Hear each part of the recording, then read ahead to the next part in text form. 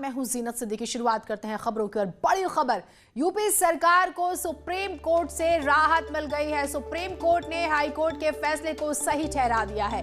69,000 शिक्षकों की भर्ती का मामला, सभी शिक्षा मित्रों को एक और मौका मिलेगा, ये जरूर कहा गया है। कट ऑफ 60 से 65% ही रहेगा। आज के फैसले के बाद सरकार जारी करेगी नियुक्ति पत्र। कोर्ट ने यूपी सरकार के कट ऑफ को सही ठहराया है और सुप्रीम कोर्ट के फैसले का स्वागत है। बेसिक शिक्षा मंत्री का ये बयान आया है। विवाद था जब आपने नोटिफिकेशन जारी कर दिया था, उसके बाद कट ऑफ में चेंज क्यों किया गया, उसे बढ़ा कैसे दिया गया। अजीत हमारे साथ, हमारे सहयोगी जुड़े हुए हैं। अजीत, ये सरकार के लिए भी बहुत बड़ी राहत और वो जो हमें कहें कि शिक्षक इंतजार कर रहे थे वो भी अब खुश होंगे जिन्हें नियुक्ति पत्र मिलने वाला था।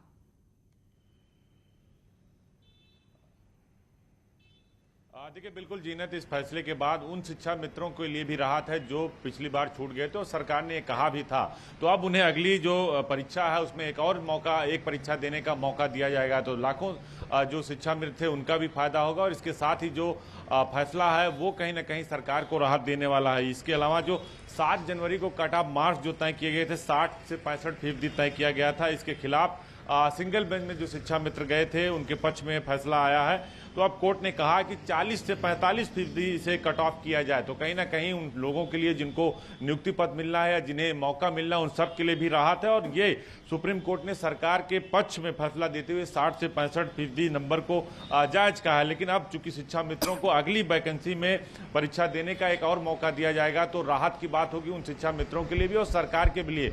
और लगातार शिक्षा मित्र हो या जो और इस तरह की जो वैकेंसियां होती हैं जो अदालतों में जाती है, उसमें हमेशा यही मांग होती है। जिस तरह अभी देखिए आप तदर शिक्षकों की भर्ती की का मामला सुप्रीम कोर्ट में गया था, सुप्रीम कोर्ट ने कहा कि इनको भरांक दिया जाए, इनको मौका दिया जाए। तो अब एक सरकार के लिए भी उनके पास भी मौका है कि जो शिक्षा मित्र छूट गए हैं या जो नहीं बैठे तो वो इस परीक्षा में हिस्सा ले पाएंगे। जीनत, तो कहीं ना कहीं सुप्रीम कोर्ट से इस फैसले से राहत जरूर मिली है।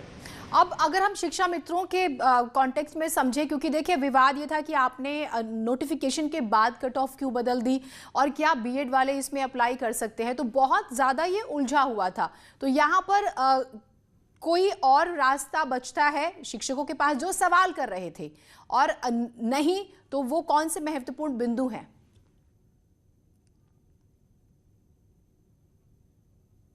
बिल्कुल, सुप्रीम कोर्ट का साफ तौर पर हलफनामे में जो रिकॉर्ड किया गया था उसमें साफ तौर पर यह कहा गया था कि जो नए कट ऑफ की वजह से नौकरी से वंचित रह गए हैं उन शिक्षा मित्रों को अगले साल इसमें मौका दिया जाए। वो बात मान ली गई है सुप्रीम कोर्ट की तरफ से। इसके अलावा 6 मार्च को यूपी सरकार ने फैसले को सही मानते हुए भर्ती प्रक्रिया को 3 महीने के अंदर पूरा करने का आदेश दिया था। लेकिन कट ऑफ मार्क्स को लेकर शिक्षा मित्रों ने विरोध किया था और इलाहाबाद हाई कोर्ट के फैसले के खिलाफ सुप्रीम कोर्ट में चुनौती दी थी, जिस पर आज ये फैसला आया। तो कहीं ना कहीं जो पहले फैसला लिया गया था उसे जायज ठहराया गया। लेकिन एक बात जरूर ये कही गई है कि अब जो शिक्षक हैं, जो शिक्षा मित्र थे जो नहीं शामिल हो पाए थे, उन्हें सुप्रीम कोर्ट ने मौका दिया और जो 60 से 65 नंबर जो मेरिट का कटाव था उसे जायज ठहराया कोर्ट ने।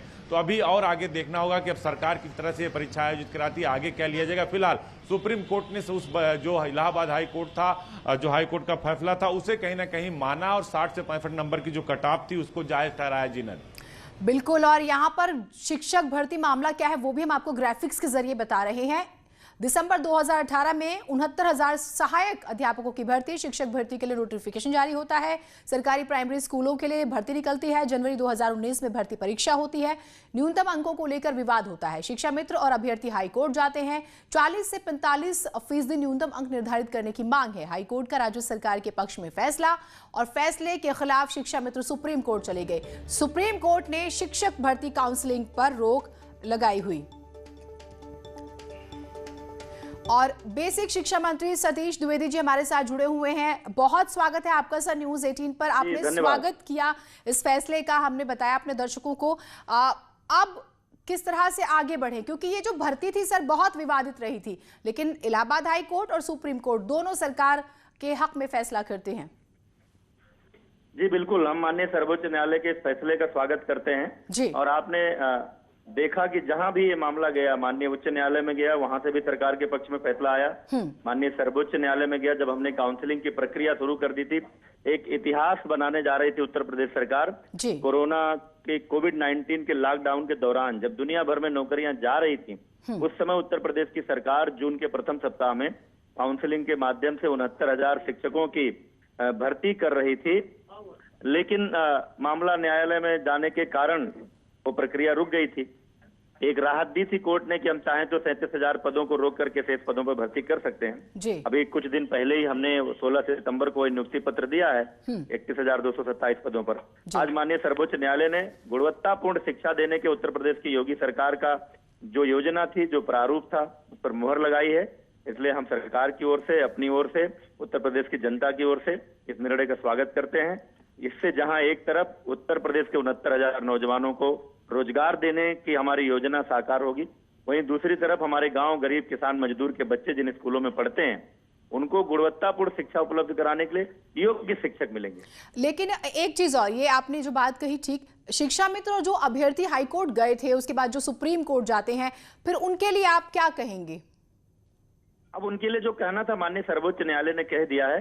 एक बात माननीय सर्वोच्च न्यायालय ने कही है कि अगली एक और भर्ती में, पहले 2 भर्तियों में उनको मौका देने का और उनको वेटेज देने को कहा था, एक और भर्ती में उनको मौका देने को कहा है, तो हम माननीय सर्वोच्च न्यायालय के उस निर्देश का पालन करेंगे। एक और भर्ती में उनको मौका देंगे, शेष जिस व्यवस्था में वो हैं उस बारे में वैसे रहे। ठीक, तो कोई आप लोगों ने कोई प्लानिंग की हुई है सर? कोई खाका तैयार है आगे अब कैसे बढ़ा जाएगा? जैसे माननीय न्यायालय का ऑर्डर हमारे पास आएगा, हम शेष जो पद बचे हुए हैं उन पदों की भर्ती प्रक्रिया शुरू कर देंगे, जल्दी ही उसको पूरा करेंगे। ठीक, बहुत शुक्रिया आप हमारे साथ जुड़े। तो फैसला जो है इसका स्वागत शिक्षा मंत्री, आपने सुना सतीश द्विवेदी जी को, वो करते हुए नजर आते हैं। सर्वेश के पास मैं एक बार आती हूँ। सर्वेश, शिक्षा मित्र और तमाम जो अभ्यर्थी थे वो कोर्ट पहुंचते हैं, लेकिन फैसला जो है वो सरकार के पक्ष में आता है। अब वो क्या कह रहे हैं? देखिए, जो यहाँ पर अभ्यर्थी हैं उनके लिए राहत की बात यह है कि अब स्थिति स्पष्ट हो गई है, क्योंकि अब ये भर्ती, सबसे नंबर 1 बात मैं बताऊं कि अब ये भर्ती पूरी होगी, क्योंकि कोर्ट के चक्कर लगा रही थी। 2018 की भर्ती है और 2020 चल रहा है, 2 वर्ष पूरे हो गए हैं, लेकिन इसमें अदालत के चक्कर में ये अभी तक अपॉइंटमेंट नहीं हो पा रहा था। कोरोना के चलते पहले काउंसलिंग शुरू हुई, उसको रोकना पड़ा कोर्ट के आदेश से, और दोबारा जब 31,000 से ज़्यादा पदों पर इन्होंने नियुक्तियां की, उस मामले को भी लोग कोर्ट में ले गए। तो सुप्रीम कोर्ट के इस फैसले से ये साफ हो गया है कि जो कट ऑफ है वो 60 और 65 रहेगा। तमाम जो शिक्षा मित्रों के पद छोड़े गए थे, अब उन पदों को भी भरा जाएगा। उसमें वही लोग शामिल होंगे, वही अभ्यर्थी शामिल होंगे जो कि योग्य हैं और 60 और 65 का जो कट ऑफ है उसके तहत आते हैं। एक बात कोर्ट ने साफ कर दी है, अब इसमें कोई संशय किसी को नहीं रह गया है। एक और अच्छी बात जो है, जो कि अभी शिक्षा मंत्री कह रहे थे कि कोर्ट ने एक आदेश दिया है तमाम शिक्षा मित्रों को कि उनको जो वेटेज दिया जाता था वो दिया जाता, लेकिन एक और अतिरिक्त भर्ती में उनको मौका दिया जाए। तो सरकार की ओर से शिक्षा मंत्री ने यह कहा है कि उनको इस भर्ती में एक और मौका देने का जो आदेश सुप्रीम कोर्ट का है उसका वो पालन करेंगे। अब एक बात जिस पे हम सुबह भी बात करते हैं, आपके साथ अभ्यर्थी हैं, आप उनसे बात भी कीजिएगा, लेकिन एक और सवाल जिस पर आप बात कर रहे थे कि ये अपनी तरह का पहला ही मामला होगा जिसमें नोटिफिकेशन के बाद कट ऑफ में चेंज होता है और वो एक्सेप्ट होता है।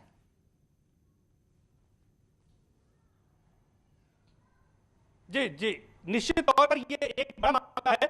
आमतौर पर विज्ञापन जारी करने के बाद उसकी शर्तों में किसी तरह का संशोधन नहीं किया जाता है।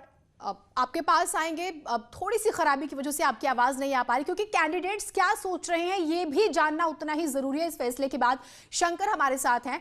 शंकर, कोर्ट ने कौन कौन सी बड़ी बातें कही हैं, सरकार ने वो कौन सी दलीलें दी, वो कौन सी बातें रखी जिसे कोर्ट मानता है और फैसला जो है सरकार के पक्ष में आता है, मतलब कि सही ठहराता है हाईकोर्ट के फैसले को सुप्रीम कोर्ट?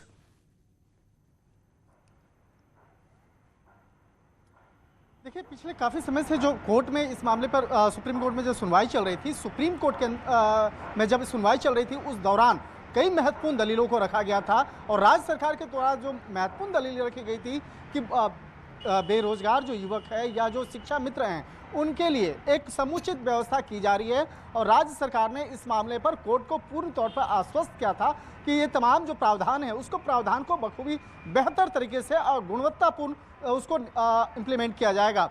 और इन तमाम मसलों को जो पेश किया जा रहा था उस तमाम दलीलों को कोर्ट ने भी काफ़ी गंभीरता से सुना और शायद इसी का तकाजा है कि राज्य सरकार के फेवर में इस मसले को फैसला सुनाया और शिक्षा मित्रों को जरूर झटका लगा है। लेकिन इस मामले पर इतना स्पष्ट है कि राज्य सरकार जिस तरह से शिक्षा को लेकर और जिस तरह से वहाँ रोजगार को लेकर आगे आपने पूरा रिपोर्ट को